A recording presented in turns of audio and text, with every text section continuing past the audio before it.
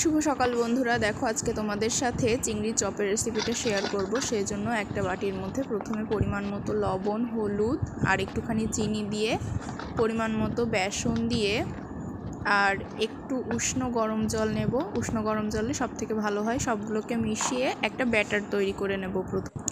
আর এখানে পুরটা আগের থেকে রেডি করে রেখেছি।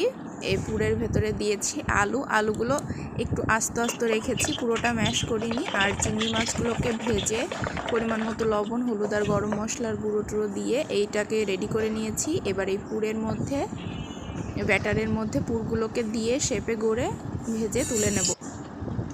এই চপগুলো খেতে এত দারুণ হয় না, করে খেয়ে দেখবে। দোকানের থেকেও অনেক অনেক বেশি টেস্টি লাগে খেতে। আর দেখো কি সুন্দর ফুলেছে, আর এত ক্রিস্পি, না করে খেলে একদম মিস করবে। খুব সুন্দর হয় এগুলো।